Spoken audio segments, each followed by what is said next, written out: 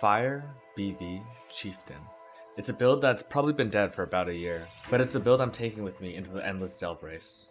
And the thing that's bringing it back to life is the worst crutch of the whole league, Seismic Trap. So it's a fist to fire Chieftain that's using Blade Vortex to clear, and then Seismic Trap when you get to the final nodes. The reason I think this is so good is because both skills really need skill effect duration, and I think, but I could be very wrong, that Seismic Trap actually snapshots Namahu's Flame Advance, which gives you 100% physical damage added as fire for 4 seconds, once every 10 seconds. Basically what I've been doing is throwing all my Seismic Traps within this 4-second window, and then they recharge during the other 6 seconds. Even if I'm entirely wrong on this, the combination of skills is still really strong, and I have playtested this at around Delve 300 with basically no gear. The footage in this video was basically just a tree test. I used random gear from standard which didn't do anything, and then I ran it down to Delve to see where I started feeling a bit less tanky and where my damage started to fall off. And with basically nothing on my gear, the damage starts to fall off around 350, and I would say that you can tank around there as well. That said, one of the really big things that you get in the Endless Delve race that you don't get in normal leagues is the Remnant of Empire's Shield, and this gives you 30% spell block, which is crazy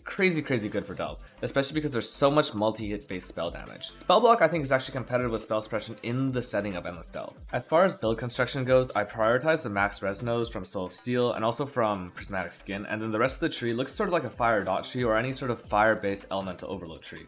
You really take a ton of life, 240% increase, because this is a hardcore build.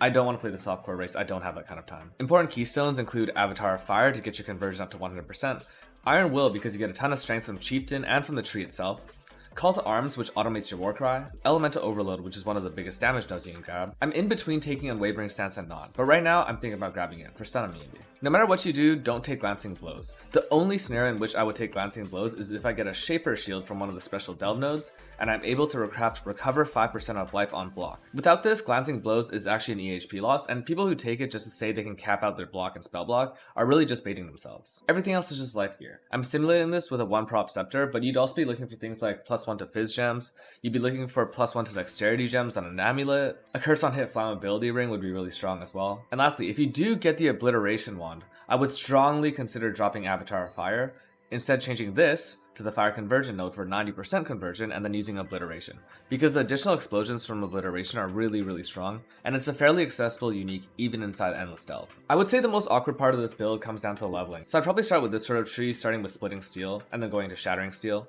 I might go Helix, we'll see how that goes. And then eventually I path over to here, and the reason I'd go for Relentless is because it's so close to skill effect duration nodes. You can get the Flat Life from Discipline and Training and grab Retribution for some generic damage. You can grab these resist nodes as well. But really, not a lot of the nodes are shared other than tankiness nodes.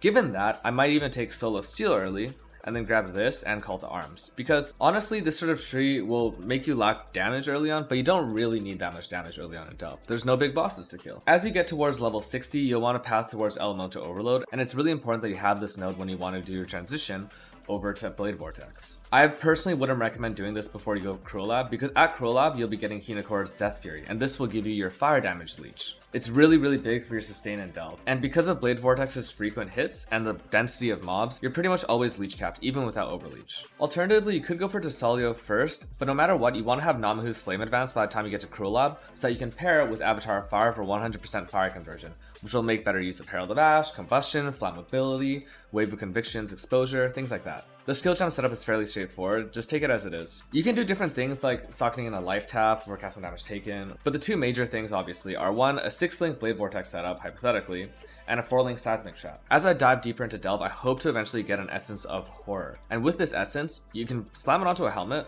and get 30% more elemental damage, and this will become a pseudo 5-link for your Seismic Trap. I can't promise you that this build's going to win a demi. In fact, there's nothing I can do to help you win a demi. That's just on you.